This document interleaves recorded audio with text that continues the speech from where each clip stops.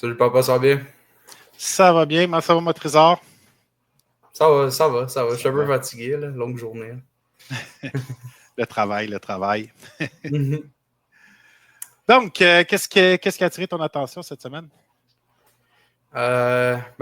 Plusieurs choses en rapport avec l'administration de Trump qui se sont passées, notamment dans la branche de la santé, fait que la CDC, puis juste Trump en général. Disons, Trump, il est dans son dernier chemin de vie, là, dans Mhm. son dernier élan de vie. Fait que, il y a peut-être des conséquences qui pourraient dérouler de ça. Je pense que c'est assez intéressant d'explorer ça, là. OK, good. Ben, allons-y avec ça. Qu'est-ce qui a attiré ton attention sur la. Avec, j'imagine que tu vas parler de Kennedy, c'est ça? Non, même pas. Non? Même pas OK, OK, Kennedy, OK, non. OK. Kennedy, dans le fond, actuellement, son secrétaire au ministère de la Santé, puis etc., c'était quelqu'un qui s'appelait Jim O'Neill. Puis là, cette semaine, l'ancienne chef du CDC s'est fait congédier. OK. C'était docteur Menendez. En tout cas, c'était une docteur, docteur pas nécessairement qui était en ligne avec la politique républicaine, là. Fait OK. que c'est ça, elle s'est fait renvoyer pour, je pense que c'était l'administration Trump voulait faire une enquête sur les vaccins et des choses comme ça. Puis OK. c'était par rapport à ça, là. Fait que, OK. puis il y a aussi plein de gens après qui étaient dans le CDC qui ont démissionné. Oui. Et notamment, genre, comme le spécialiste des vaccins comme, a démissionné.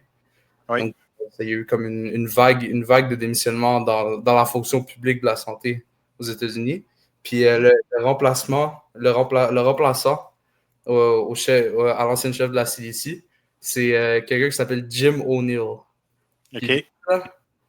lui, là, assez intéressant son parcours de vie, là. C'est qui ce mec? Ouzou Ndezou?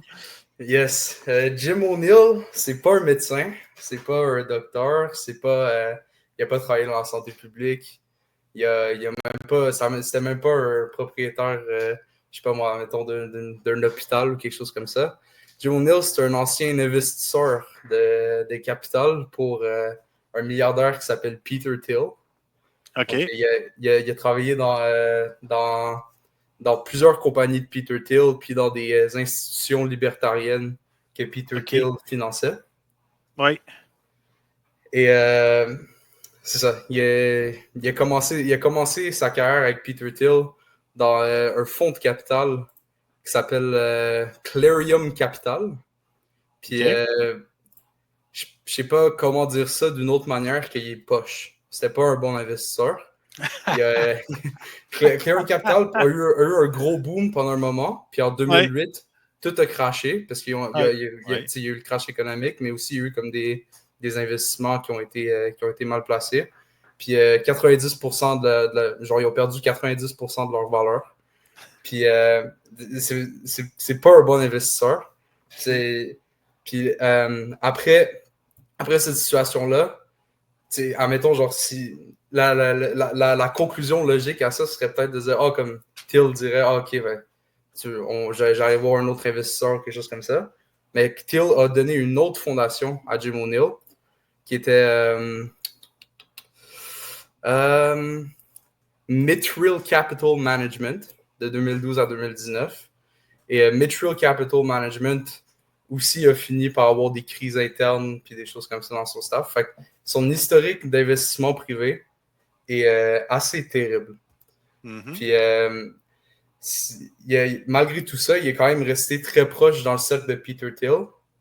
Puis c'est pas pour ses talents économiques ou ses talents financiers, c'est pour ses talents idéologiques.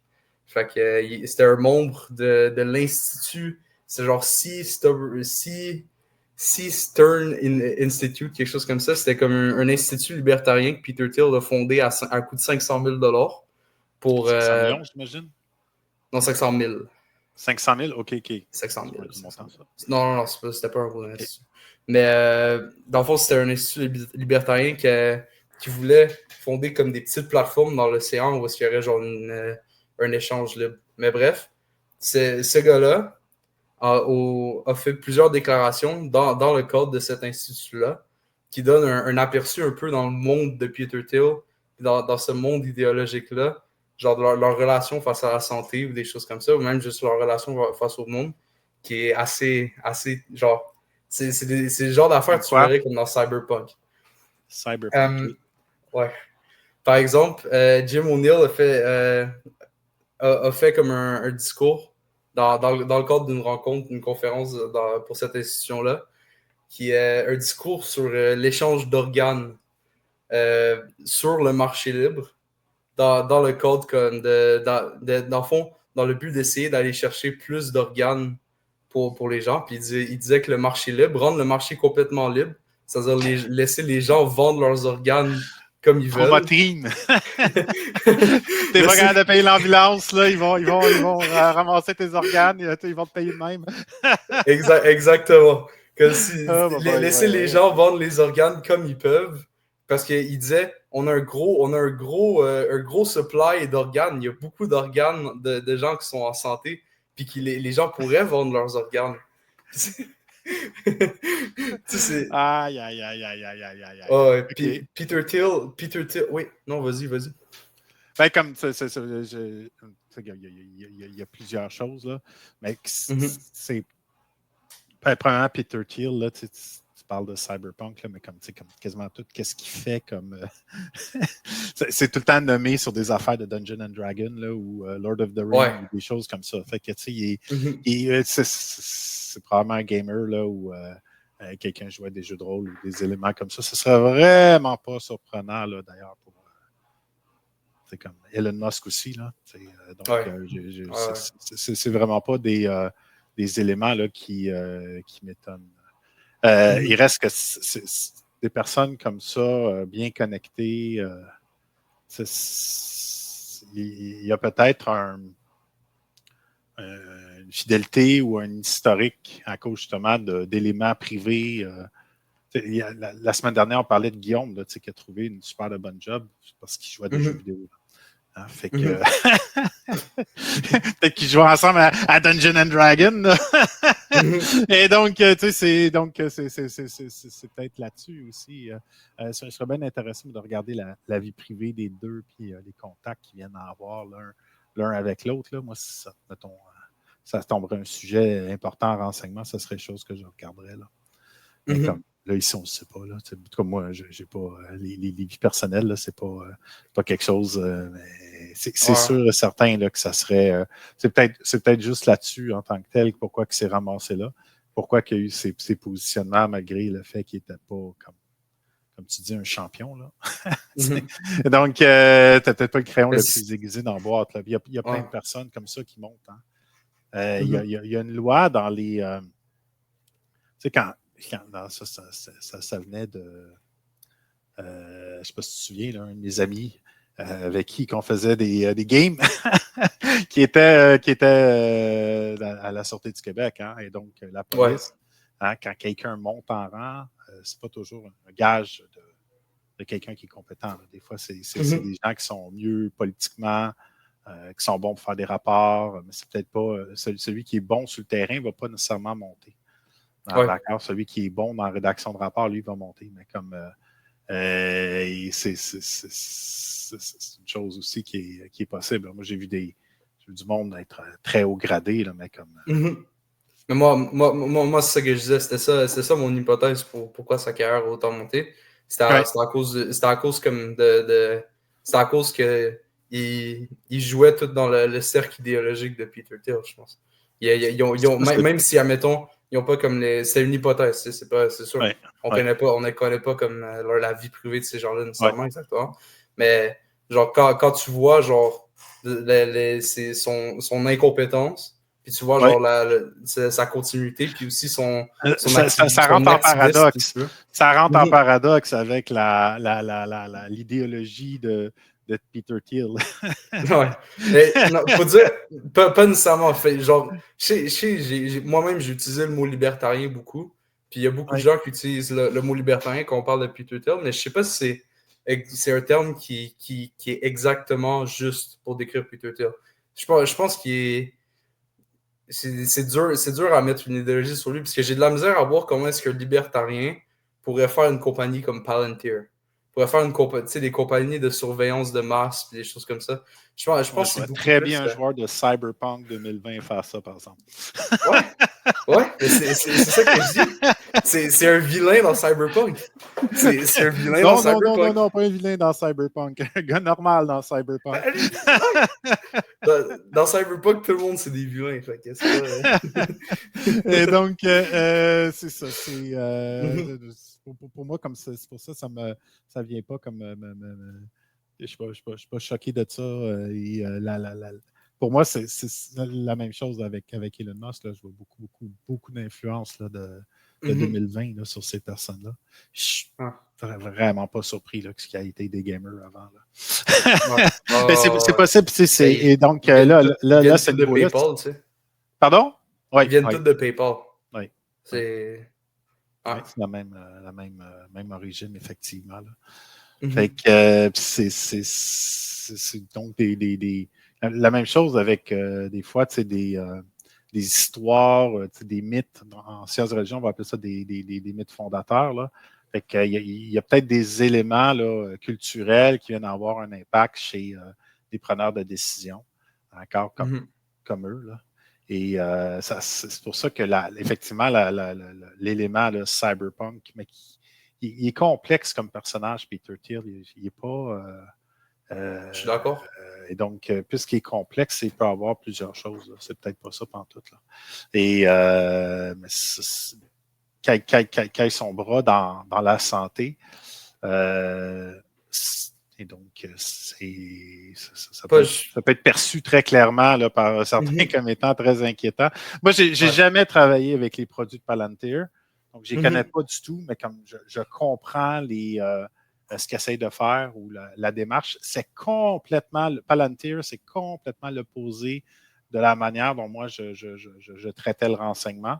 C'est-à-dire Ouais. que moi, j'ai toujours fonctionné avec du target centric, c'est-à-dire d'aller chercher des informations sur les personnes cibles. Et c'est très différent du renseignement de masse et du traitement automatique. Là. Et je me souviens, en Afghanistan, j'avais un collègue qui travaillait au centre de recherche à Valcartier, le DREV, et lui, c'est ça, il travaillait sur les traitements automatiques. Là. C'était très, très proche là, de Peter Thiel, là, le type de Mhm. produit qui faisait le type d'éléments. Et c'est eux qui ont gagné. Là. Je veux dire, c'est présentement le renseignement, c'est du traitement automatique, Mhm. mais de l'intelligence artificielle sur ces choses-là. Ouais. Et donc, je Ouais. comprends très bien les gens qui sont inquiets face à ça. Là. Et Mhm. en fait, c'est Barack Obama hein, qui a coulé le Target Centric. Ouais. Solide. C'est Barack Obama.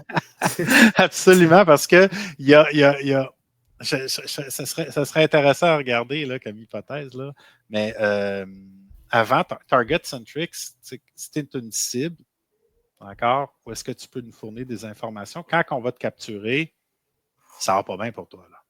Ouais. Hein? C'est- Ça va pas bien pour toi. OK, donc là, il y avait des interrogatoires militaires qui se faisaient, il y avait des choses qui étaient mises de l'avant et ces interrogatoires soutenus avec des sensibilisations sensorielles, privation de sommeil, des choses comme ça qui étaient faites. Et ça a été vu par en tant que tel l'administration de Barack Obama comme étant la torture. Et Mhm. à ce titre, ben là, à ce moment-là, ben là, ils ont cessé de le faire. Et l'argumentaire, pour moi, était. Attends, il y a un argumentaire moral qui se défend, mais l'argumentaire technique qui était fait par le FBI à l'époque me semblait très faible. C'est-à-dire que ça l'a amené à aucune information, comment dire, selon eux, aucune information qui pouvait être utilisée en cours. Ils ont raison. Mais Mhm. c'est pas le but. Le but des interrogatoires militaires, c'est pouvoir orienter des censeurs plus efficaces. Mhm. Alors que là, maintenant, vu que le renseignement avait pu la possibilité d'interroger de manière agressive les personnes qu'on capturait, Ben là, c'est là qu'on a embarqué avec des technologies comme Palantir pour faire du renseignement de masse. Et donc, maintenant, tous les téléphones cellulaires de n'importe qui, maintenant, c'est des objets de collecte de données. Et donc, des personnes comme Peter Thiel, maintenant, ben, peuvent arriver puis avoir un portrait complet de qui est Simon Leduc, qui est Elric Leduc, et là, à partir de là, faire des processus de ciblage, voir les probabilités d'apparition, de comportement, voir... Là, il y a plein de traitements automatiques qui embarquent avec toutes les métadonnées à toutes les fois qu'on utilise ces bidules-là, juste notre localisation. En Israël, le microport. Et donc, si on aurait pu continuer avec du target-centric, capturé, on n'aurait pas eu besoin du renseignement de masse. Le renseignement de masse permet après de cibler les personnes qui sont problématiques, mais quand tu es capable d'avoir le même effet par un interrogatoire militaire, moi, je ne sais pas lequel qui est pire. Oui, c'est pas le fun d'être pogné à Guantanamo Bay, hein? Pour donner un exemple, mais c'est tout le monde là, qui se fait siphonner par les technologies de Palantir et autres. Là. Ouais. C'est utilisé. Genre, je comprends. Genre, je suis aussi d'accord que Guantanamo Bay, il y a des problèmes éthiques avec ça et tout. Mais en même temps, Palantir, c'est utilisé pour faire des crimes. Genre, en tout cas, je sais pas si on peut dire des crimes officiellement. Là. Selon moi, c'est des crimes là, qui sont bien plus graves, là, comme les camps envoyer, genre, déporter des centaines et des centaines de migrants dans le camp de concentration au El Salvador. C'est comme ça que ICE arrive à détraquer les migrants. C'est entre autres à l'aide de c'est sûr. de C'est Palantir. super facile.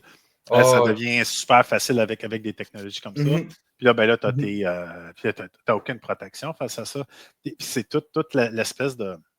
Il y a deux choses super sombres là-dedans. Premièrement, le fait, mettons, que ton signal, d'accord, qui est envoyé de ton téléphone, c'est vu comme des métadonnées. Donc, ce n'est pas quelque chose qui est pour une protection de vie privée. Et donc, mon signal part de mon téléphone, ça va à l'antenne 1, 2, 3, 4, 4, 5, 6, 7, 8, 9. Et il y a 3 antennes qui peuvent trianguler. Puis il faut savoir exactement à quel moment où mon téléphone était. Et aussi quel téléphone est à côté. Et donc là, on ne tombe même pas dans quelque chose qui écoute ton téléphone, c'est juste la localisation, puis il n'y a aucune protection de vie privée sur ces choses-là. Et donc, ils sont capables de savoir le téléphone 1, 2, 3, 4, 5, 6, mon numéro de téléphone, ben là, où il était, à quelle seconde, à quelle centième de seconde, à quel moment, quelle personne était à côté. Puis là, ben là, c'est super facile à collecter. Et pour moi, ça, c'est très dystopique, là.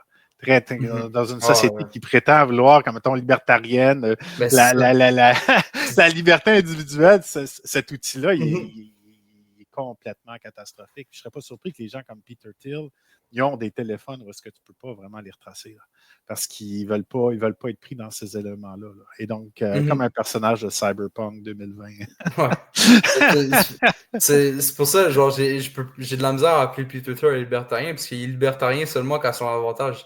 Seulement quand c'est le temps de pouvoir acheter des centaines de foins aux gens, là. Quand c'est le temps de pouvoir genre, faire de l'agriculture d'organes, là, c'est un libertarien, mais quand c'est actually pour réduire comme l'influence comme des pouvoirs des pouvoirs étatiques, justement les pouvoirs de surveillance, des choses comme ça.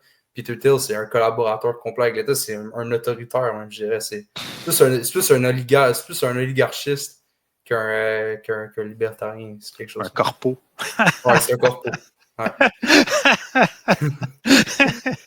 Et donc, tant qu'à rester dans le même élément. Là. La deuxième chose que je trouve complètement capotante, c'est que, admettons, tu m'envoies un courriel, ta Boucherville, à Laval. OK? La logique dirait que le courriel va partir de Boucherville et s'en aller à Laval. C'est pas ce qui se passe. Ton courriel que tu envoies à Boucherville s'en va à New York. Après, il s'en va à Los Angeles. Puis après, il s'en va à Vancouver. Puis après, il s'en vient à Laval. Comme ça, il passe 2 fois les frontières. Okay? Puis encore une fois, ça permet d'embarquer puis de tout déjouer toutes les lois sur la protection individuelle. Et c'est des technologies comme Palantir qui avaient été mis de l'avant par Edward Snowden. Quand Edward Snowden a sorti puis il a dit hey, c'est dystopique, qu'est-ce qui s'en vient? Là? Il avait complètement raison. Là. Puis on est des deux pieds dedans. Là. des 2 pieds dedans. Puis, ben, regarde son entreprise, comme je voyais, comme elle est rentrée dans le S&P 500. Ah ouais, non, ils sont rendus. C'est un gros stock là, Palantir. Oui, tout à Ah fait. ouais. Tout à fait, une grosse affaire. Là. Et donc, puis ça doit avoir là, plein de leviers, ça, plein d'individus. Tu sais, le gouvernement capotait sur TikTok. TikTok! Oh non, mais TikTok, ça permettait d'accéder aux informations pour le gouvernement chinois. D'accord? Et donc, le gouvernement chinois pouvait avoir une porte d'entrée sur les photos, les micros, ces éléments-là. Et donc, c'est-à-dire, nous, on peut le faire. D'accord? Nous, Américains, on peut le faire. D'accord? Mais les Chinois, là, vous ne pouvez pas faire ça. Là, et donc, je comprends le gouvernement le gouvernement est là pour sa propre survie, premièrement. D'accord? Puis après, c'est sur la population. Mais comme je comprends la réponse du gouvernement américain sur, mettons, les technologies comme chinoises. Mais les autres Canadiens, là, l'un ou l'autre, c'est la même chose. D'accord? Les technologies de Palantir, ils ne joueront pas à ton avantage en aucun cas. C'est ça. Et là, le voir à la santé, je peux comprendre l'inconfort qui est présent. Mais il y a là, je vais toucher à un de tes boys. Là. Okay. Une des personnes que t'aimes beaucoup. Là. L'autre politicien en prominence qui est qui est comme ça avec Peter Thiel, c'est J.D. Vance. J.D. Vance, okay, ouais. toute sa carrière, genre même son début en politique, sa campagne de Sénat pour rentrer à l'Ohio, là, il a reçu 15 millions de dollars de Peter Thiel. Toute sa carrière, c'était Peter Thiel, c'est son mentor. Il y a même des rumeurs que c'est son blood boy, là, J.D. Vance, en tout cas. Un autre affaire médicale. Mais une autre croyance bizarre. Peter Thiel, c'est un anti-ageist, comme il veut se rajeunir. C'est genre les gens qui veulent la vie éternelle. Ouais. En tout cas, c'est ça, J.D. Vance, comme il a passé toute sa carrière, même d'avocat, genre à l'intérieur des fermes, des firms de Peter Thiel. Puis c'est ça. Puis là c'est le prochain, c'est peut-être le prochain président. Peut-être. Regarde, juste proche de chez nous, François Legault, là. La CAQ a parti avec un milliardaire québécois. Là.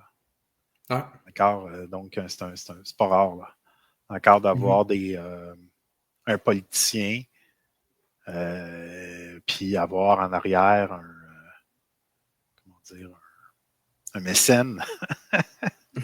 D'accord? Et donc, ça ne me surprend pas du tout. Je savais que Vance avait été, en tant que tel, travailler dans les techs. Puis, à partir des techs qui étaient devenus, critiques, là, face à toute cette prétention que la technologie va nous sauver, que c'est un bénéfice. Donc, donc, le fait qu'au début, il était politicien ou encore qu'il était avocat, puis il travaillait dans des grosses firmes reliées avec des textes, ça ne fait pas pour autant qu'il ne peut pas avoir une distance critique face à ça. Là. Donc, mais est-ce qu'il y a des relations? Est-ce qu'ils se connaissent? Est-ce que ça c'est fort aussi. Là. D'accord, et ça, c'est fort. Ouais, je pense pas que ce lien-là est brisé. Là. Thiel, publiquement supportait la campagne de Trump là, dans l'élection. Oui, puis je connais Musk avec, là, publiquement, ils disent non, finalement, je ne partirai pas un parti, je vais supporter J.D. Vance aux prochaines élections. Oui, exactement. Et donc, c'est ça. J.D. Vance s'en va chercher en tant que tel, des supporters milliardaires. Ouais. Joueurs de cyberpunk. Ouais, c'est ça sa force. Fait que, non, mais ça, c'est. Ouais. Puis, moi, je voyais aussi les RFK là-dedans. Là. C'est que la santé aux États-Unis, ça a tellement été amoché avec la COVID.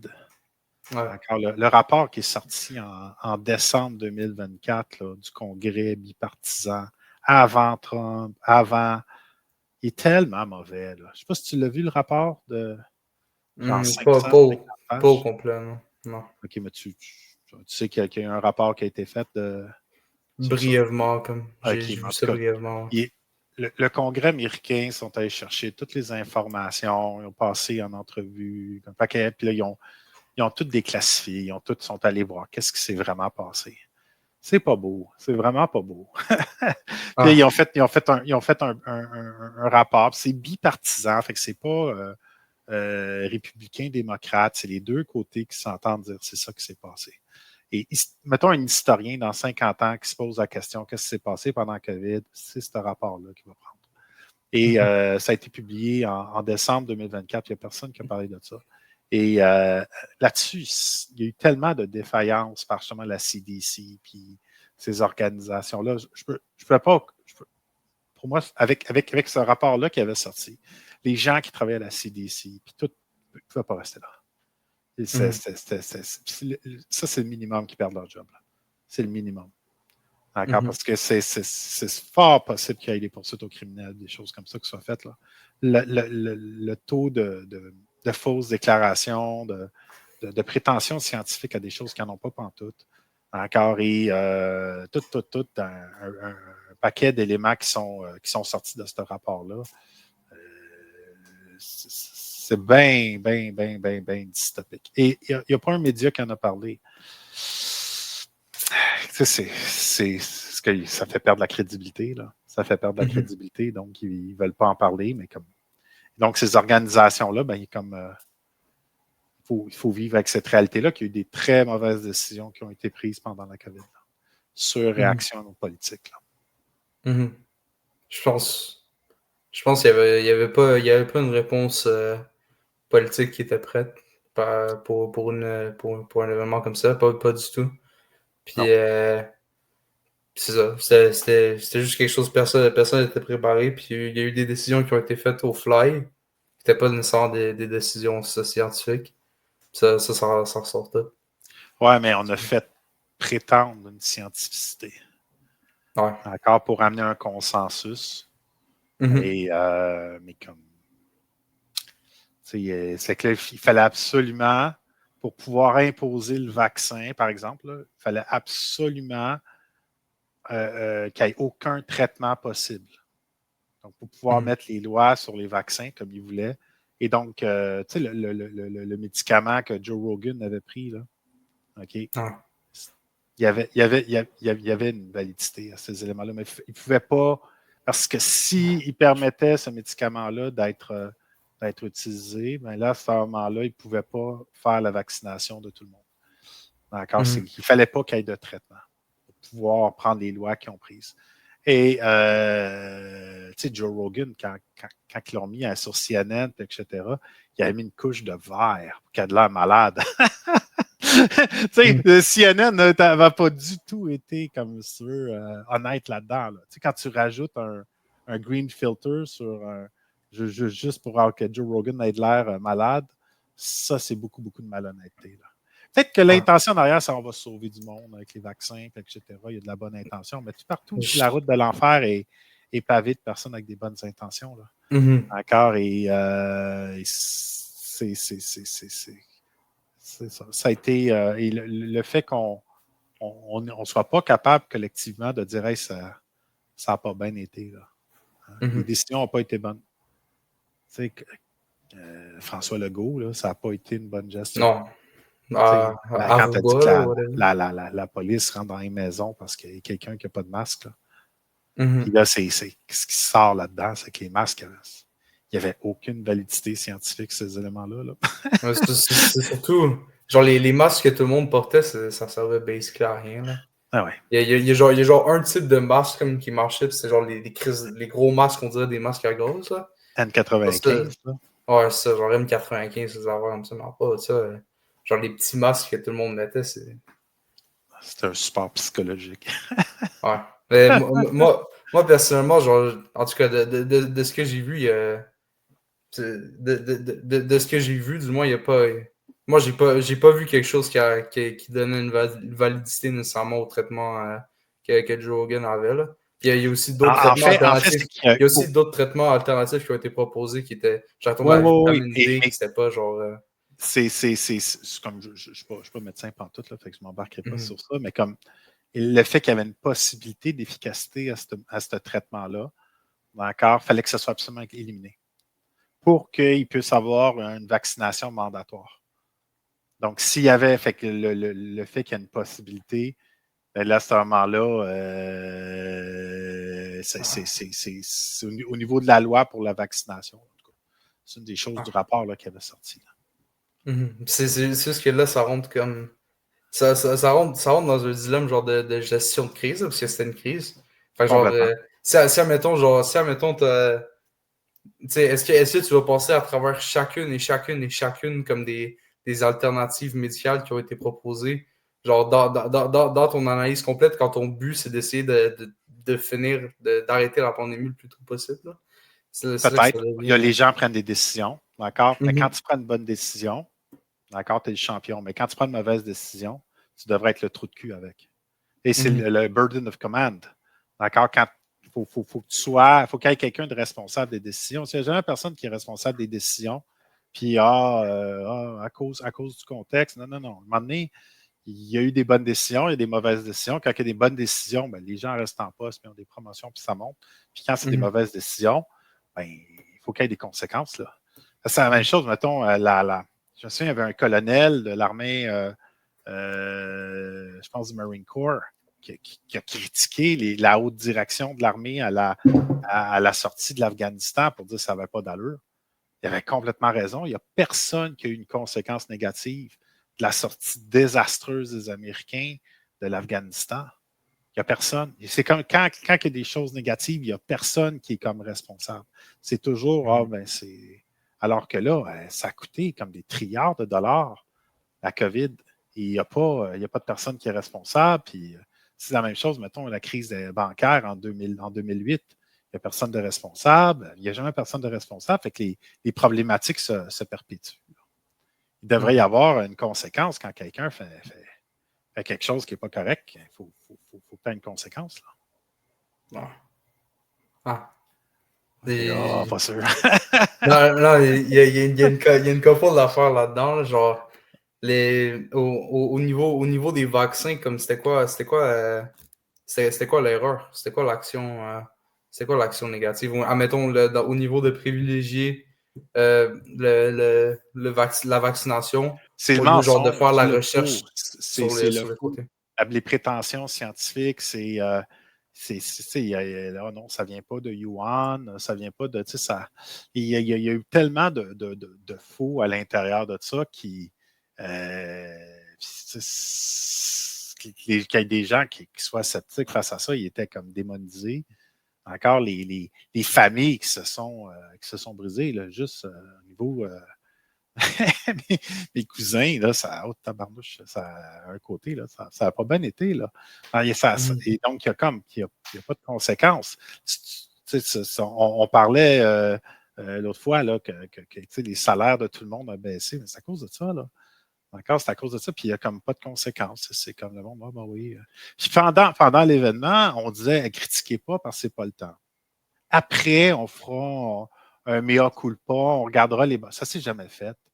Il n'y a pas eu de mea culpa, il n'y a pas eu de retour en arrière, il n'y a pas eu d'éléments à ce que dire ben oui, ça n'a pas bien été, on aurait dû faire ça, on aurait dû faire ça. Dans l'armée, on appelle ça des lessons learned. D'accord? Tu fais une opération, ça ne va pas bien dans l'armée, mais tu arrives et dis OK, qu'est-ce qui n'a pas bien été? A, B, C, D, ça n'a pas bien été. Il faut qu'on travaille là-dessus pour que la prochaine fois, ça aille bien. Mais là, on ne fait pas ça. On ne fait pas ça pendant tout. On met ça sur le tapis, on n'en parle pas. Ça a causé des éléments assez néfastes là, collectivement. Là. J'ai juste l'impression comme que. Parce que je suis d'accord qu'il y a comme des éléments comme de la pandémie qui ont été mal. Qui ont été mal mises, là, qui ont été mal traités. Mais j'ai l'impression genre surtout l'administration, admettons, avec RFK ou genre j'ai l'impression qu'il y a comme les choses qui poursuivent, c'est pas nécessairement comme les points de la gérance de la pandémie qui ont été genre problématiques de mon côté, qui ont causé comme la baisse des salaires. Tout l'aspect comme de de contrôle social, comme de restrictions, comme de distanciation, puis de masques, puis des choses comme ça. Genre, tout comme la quarantaine, où tout avait fermé. Toutes ces choses-là, c'est pas nécessairement ça qui est poursuivi. Puis qu'est-ce qui est poursuivi à la place, c'est comme, c'est genre, pourquoi est-ce qu'on n'a pas, genre, pourquoi est-ce qu'on n'a pas enquêté les bienfaits du ivermectin? Puis pourquoi est-ce que, genre, on n'a pas plus recherché le vaccin, genre, quand c'est dans une situation d'urgence pour sortir le vaccin? Genre, moi cet aspect-là, comme du traitement de la Et pandémie, pour c'est pas toi, il y ça mon a problème. la critique est trop politisée. Elle n'est pas assez Ben, neutre. il y a une grosse politisation Ouais. du secteur médical sous Trump. Mais sur tous les secteurs du gouvernement sous Trump, militaire, on en a parlé la dernière fois, Ah, mais non, mais médical, le biopouvoir, on appelle tout ça est le politisé. biopouvoir, là. Mais Mhm. encore, le biopouvoir, c'est quelque chose qui est étudié en sciences politiques. Encore, Mhm. et donc, c'est la même chose ici avec C'est le Foucault, hein? Québec, hein? Ouais. Mais Le Québec. Biopouvoir, c'est Foucault, hein? Oui, Ouais, exactement. ça. Ça a commencé avec Foucault. Mhm. Et donc, là, les médecins qui ont, ben là, ils ont un pouvoir politique, d'accord, et c'est pas facile de traiter avec eux, là, parce qu'ils ont la vie des autres et la vie, mais comme le biopouvoir, c'est aussi une bio-industrie qui s'est faite. Comme je me rappelais, RFK sortait des chiffres, pour moi, ça n'avait aucun sens. Là. C'est comme 20 budgets de défense annuels, là, comme américain, qui est déjà qui n'est pas comparable à travers le monde, fois 20. Mhm. OK, puis là, Mhm. comme cet argent-là qui aurait été mis, c'est comme, ouais, c'est quoi cette chose-là? Là? Et au final, comme je reviens, il n'y a pas de check and balance, il n'y a pas de lessons learned, il n'y a pas de OK, tu sais, à petite échelle, il y a quelque chose qui ne va pas bien, mais comme une équipe, tu te regardes puis tu dis OK, mais la prochaine fois, on va faire ça, on va faire ça. J'ai pas l'impression que c'est fait. Et sur de multiples crises, les Américains protègent leur tribu. Là. Fait que la tribu à Peter Thiel, pour prendre l'exemple que tu as donné tantôt, tu as l'impression que c'est un incompétent qui a monté. Puis encore, Mhm. mais cet incompétent-là, ben, peut-être qu'il aurait dû avoir un check and balance qui soit fait. Dire, hey, va flipper des burgers, là. Et donc, et c'est ça que j'ai l'impression dans la société, il n'y a plus de regard froid, critique, dire hey, you fucked up. Mhm. D'accord? Et alors que toute chose qui marche bien, c'est quand tu as un regard critique, tu as un élément Mhm. critique pour dire hey, non, ça ne marche pas.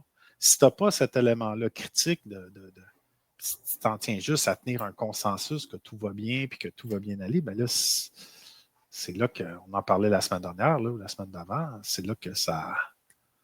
Il y a des chocs qui peuvent apparaître. Là. Ouais. Ouais. Mais en tout cas, on ne réglera pas ce problème-là. Non. Mais comme c'est toi c'est ta génération qui va porter le prix, là. Hein? Mhm. D'accord, moi, peut-être une partie, là, mais le gros, là, le coût de ça, c'est toi et Alexandre là, qui allez porter ça. Là. Tu comprends, Mhm. là? Mhm. C'est tout ça, là. Pourquoi qu'il n'y a plus de ressources, pourquoi qu'il n'y a plus d'argent, c'est toute partie dans des poches de biopouvoir.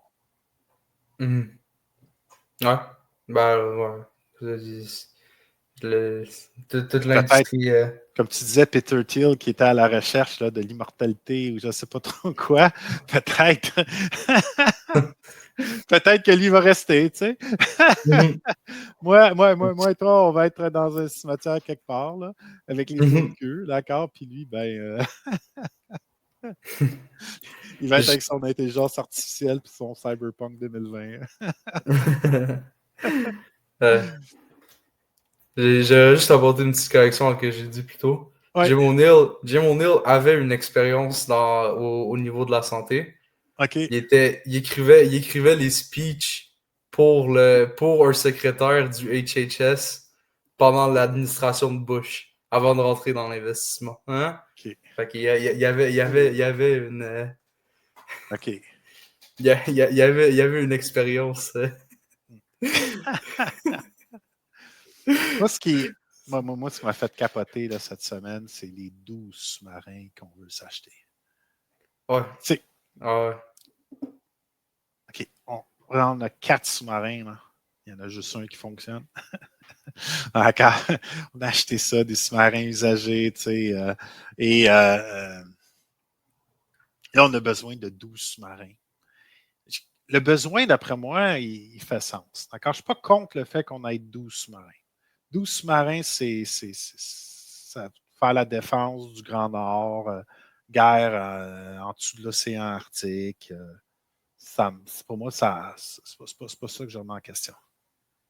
Si on achète les sous-marins, là, la meilleure des scénarios, le premier sous-marin, on l'a en 2032. Le premier, là. Le deuxième en 2035. OK? Et quand est-ce qu'on va avoir les 12 sous-marins en 2075?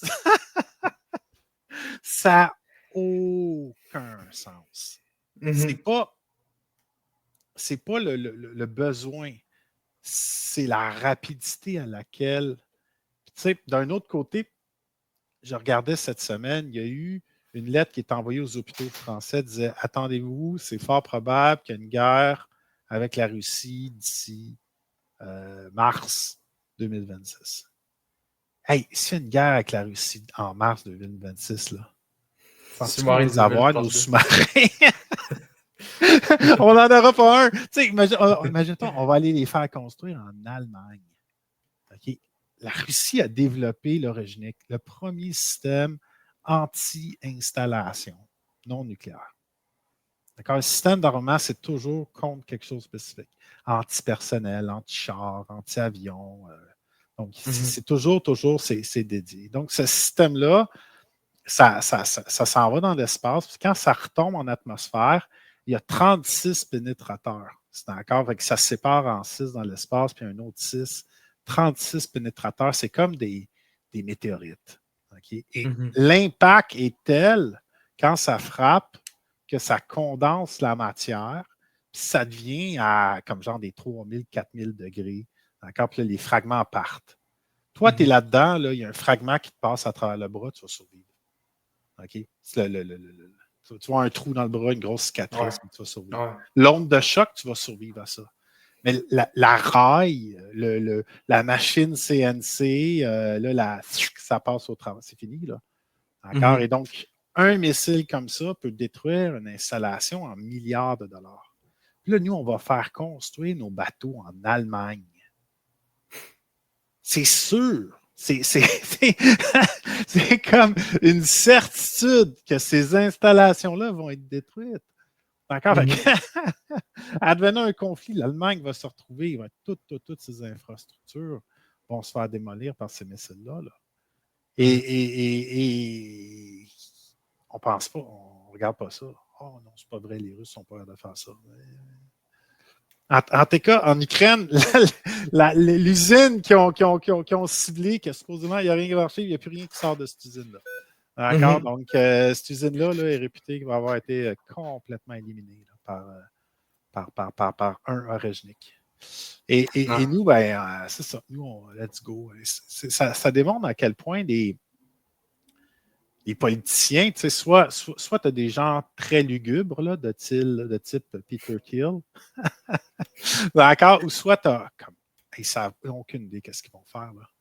D'accord, ils n'ont aucune idée qu'est-ce qu'ils font. C'est une déroute totale et une incompréhension du sens dans lequel la Terre tourne. Pour moi, je regarde ça, je suis comme, qu'est-ce qu'ils pensent? Regarde, tu sais, pourquoi que tu vas acheter pour 12 sous-marins, là? Pourquoi tu ne le fais pas ici? Hey, s'il y a une volonté politique, d'accord, c'est un fucking sous-marin, là. Oui, il va y avoir des défis, il va y avoir plein de choses, là, mais comme d'ici 2035, là, en 10 ans, là, on n'est pas capable de faire des sous-marins ici. C'est bizarre. C'est bizarre. Je dirais pas, mettons, en 2026, 2027, on achèterait 12 sous-marins. Là, OK? Puis là, ouais, mais ça prend du temps à faire des bateaux. Ouais, mais comme la Chine produit 232 fois plus de tonnage de bateaux que les États-Unis. Pourquoi qu'on serait là de construire ces capacités-là pour être capable d'en produire loin des orageniques, loin des missiles russes, d'accord, et de produire, faire notre production d'armement ici, puis l'exporter aux Européens. C'est ça qui me... je trouve ça très, très triste, parce que c'est... Dans les années 50, on avait développé un jet au Canada. Très bon jet. Elle allait rentrer en compétition avec les Américains. Fait que ça a été détruit par les Américains. Et c'est la même chose. Fait que c'est comme si on peut pas produire par nous-mêmes des choses qu'on a besoin. Là. Et je ne verrais pas pourquoi ils sont plus brillants que nous en Norvège. Norvège, Allemagne, je ne vois pas. Oui, il y aurait peut-être des apprentissages, oui, mais tu sais, comme rien qui empêche de travailler avec justement les gens en Allemagne ou je ne sais pas trop quoi, puis produire ici. Là. Ça fait que l'argent reste au Canada plutôt que s'en aller en Allemagne ou en Corée. C'est l'autre chose qu'ils regardent en Corée. Là. En Corée, là, je pense qu'on en aurait un en 2035 ou quelque chose comme ça. Je ne sais pas si c'est Corée ou l'Allemagne, mais comme les timings n'ont aucun sens. Ils n'ont aucun sens. Il y a un besoin d'urgence. D'accord? Il y a un besoin de développer ça rapidement. Puis, sentiment d'urgence, c'est pas là. Il n'est pas là. Moi, honnêtement, je suis vraiment tanné de ça. Je suis vraiment tanné de toute l'industrie militaire ici. Là. Au moins, comme les États-Unis ont une industrie militaire qui est fucking désastreusement, genre, qui lance de l'argent n'importe où pour au final avoir genre un résultat beaucoup moins efficace que quand on est russe. Mais ici, genre, on lance l'argent dans rien. C'est absolument rien. C'est incroyable. C'est incroyable. Je suis tellement tanné de ça. Tant qu'à avoir une armée de marde, genre, donne-moi aucune armée, puis fais juste mettre l'argent dans quelque part d'autre. Je sais pas, là. Genre, je comprends. Je dis ça pas pour dire qu'on devrait pas avoir d'armée, mais je dis qu'on est tellement pourri dans ce secteur-là. Puis genre, on utilise tellement pas bien, genre, qu'est-ce que nous autres, on a des industries comme d'aviation, on a des industries même de navires, des choses. On a comme. On pourrait avoir cette industrie-là, on l'utilise pas. À la place, quand Bombardier développe un avion, au lieu de prendre l'avion Bombardier, on va le nailer, puis on va aller acheter un. Et c'est tous ces éléments-là, ce que je suis comme, c'est vraiment...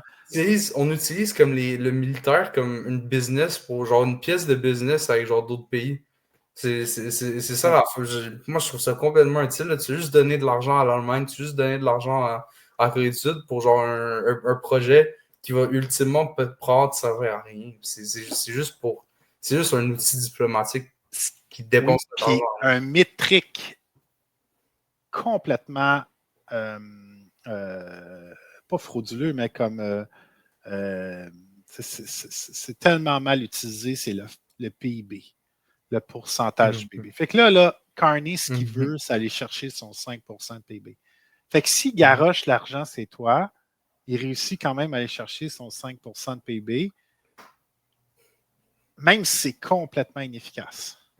D'accord? Et donc c'est exactement ça. Fait que là, le plus cher que va coûter le système, le mieux que c'est parce que ça va lui faire paraître qu'il va avoir atteint le 5% de PIB. Et donc, juste le rapport au PIB, pour moi, pour parler d'une armée, c'est une très mauvaise idée. Parce que tu as bien beau avoir un gros PIB, mais si ce que tu fais, c'est des cryptos, des sites web, c'est pas des obus, là, ça. Là. D'accord? Fait qu'on a bien beau dire comme, mon Dieu, les États-Unis ont le plus gros PIB au monde, et etc., mais comme ils font 232 fois moins de bateaux que les Chinois. Et donc, la capacité de production réelle versus toute l'économie de service. Tu sais, un créateur de site web là, en Ukraine, là, il se retrouve dans une tranchée. Là. Il n'est pas utile. Là. Donc, une job qui n'est pas utile comme un créateur de site web, là, puis tranchée. D'accord? Et Est-ce- c'est vraiment... c'est triste que toute notre économie, on l'a fait tourner pour l'éloigner d'une économie militaire, avec une économie de service, la fin de l'histoire. Puis là, on se ramasse, bang.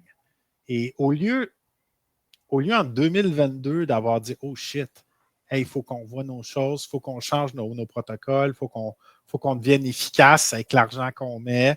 OK? Non, non, c'est des banquiers, des comptables.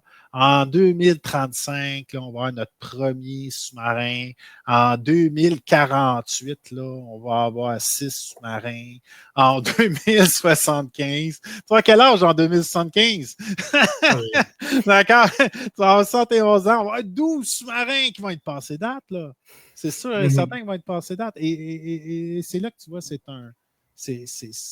sont complètement déconnectés, puis ils ne comprennent pas que le jeu a changé, là. On n'est pas pantoute dans le même élément, là.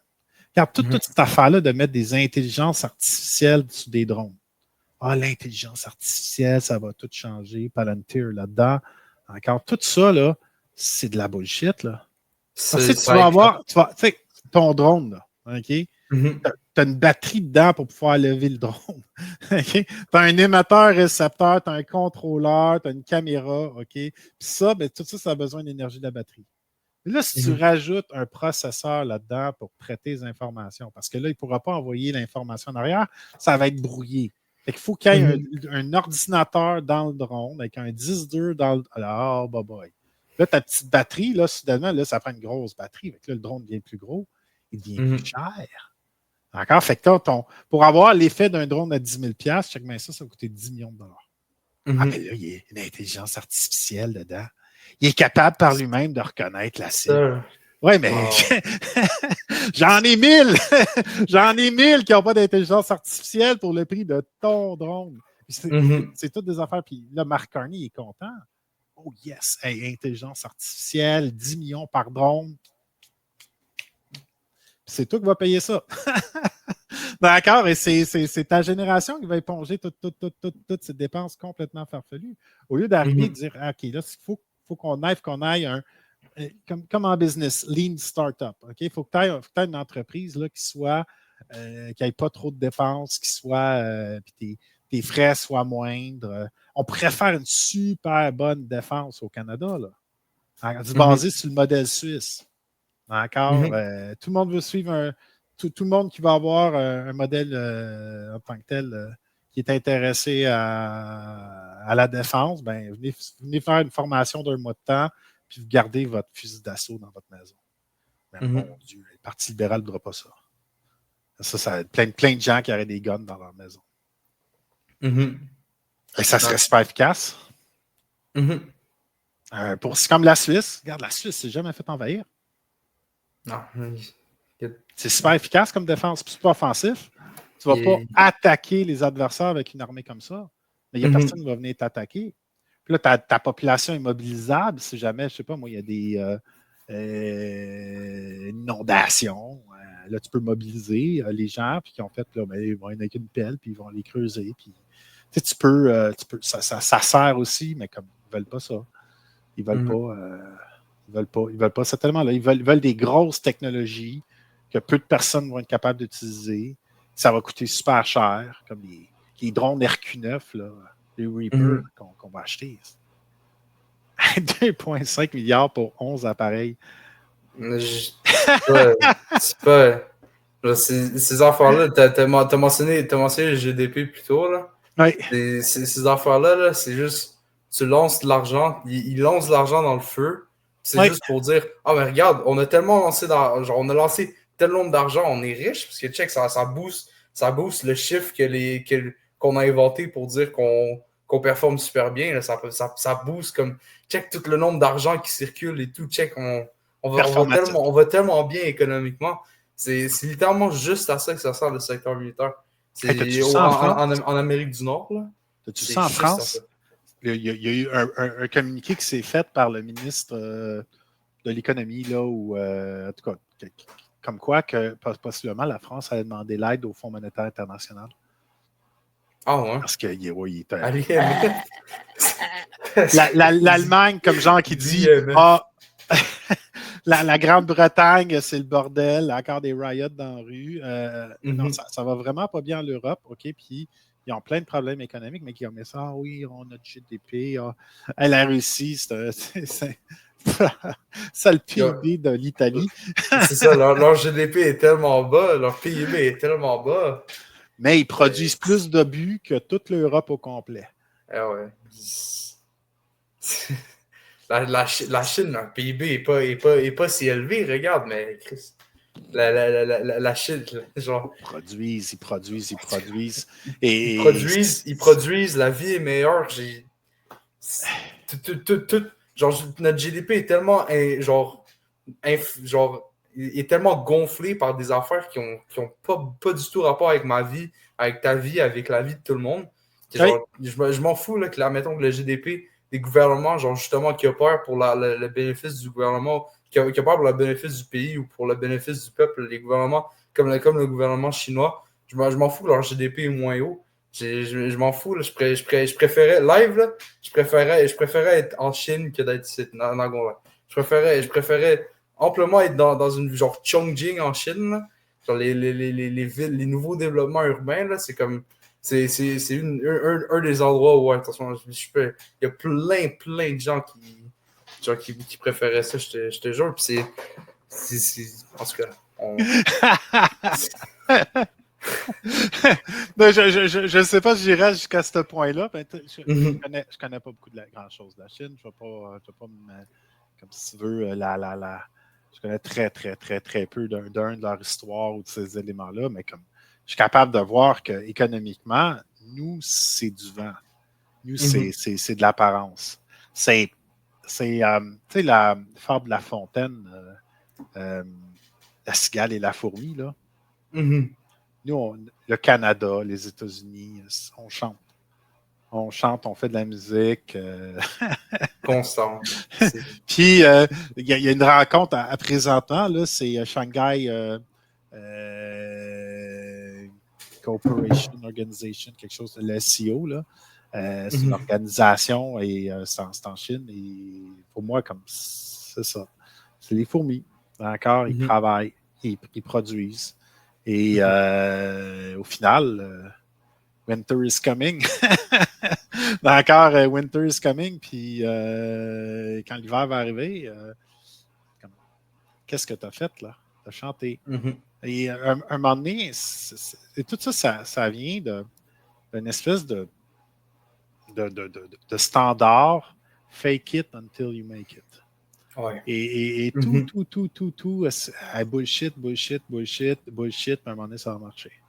Puis, il y a eu des succès, là. Il y a eu des choses, effectivement, bullshit, ça a marché. À un moment donné, ça ne marche plus. Là. Dans le fake it until you make it, il faut que tu te rendes au make it. Puis, j'ai pas l'impression qu'on va se rendre au make it. Là. Fait qu'on double down à toutes les fois, on double la mise. D'accord? Puis, en disant, à un moment donné, garde l'Ukraine. Ce qu'on disait la semaine dernière, là, ça s'en vient, là. D'accord? Là, les Européens sont super nerveux parce que les Américains sont en train de dire ils vont ditcher l'Ukraine. Là. D'accord? Et donc, j'avais vu aujourd'hui un reportage d'un officier américain là, qui était fâché contre le président Trump parce que le président Trump mentionnait à Zelensky qu'il se fait bombarder parce qu'il bombarde en Russie. D'accord? Et donc, puisqu'il bombarde en Russie, la Russie réplique.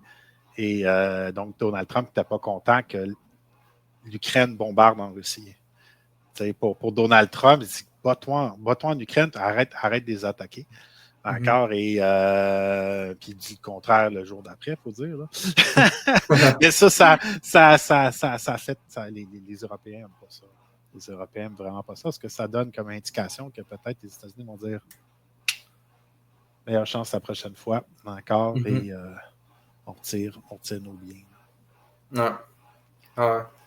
Yes. En tout cas, super instable dans le monde présentement. Là, C'est là que l'impression que tout partout, là, le système international, tu veux un système international qui soit stable, d'accord, et dans la stabilité, il va y avoir une paix. Mais aussitôt que tu arrives avec un système international qui est chaotique, comme présentement, là, je veux dire, c'est pas demain là, où est-ce que ça va péter. Là, Mm-hmm. On va être en train d'attaquer Maduro au Venezuela. Ah, cette Hein? affaire-là. Il va-tu avoir quelque chose, l'Azerbaïdjan qui va faire quelque chose? Ça va-tu péter avec l'Iran? Moi, Mm-hmm. j'ai beaucoup d'indicateurs qui se lèvent, là, moi, présentement, sur l'Iran. Là. Donc, et là, il va-tu avoir la Corée du Nord? Qu'est-ce que quoi? La Chine va-tu s'en prendre à Taïwan? Il va-tu avoir, je ne sais pas moi, ça va reprendre entre l'Inde et le Pakistan? Mm-hmm. Ou un conflit au Rwanda avec le Congo qui va reprendre.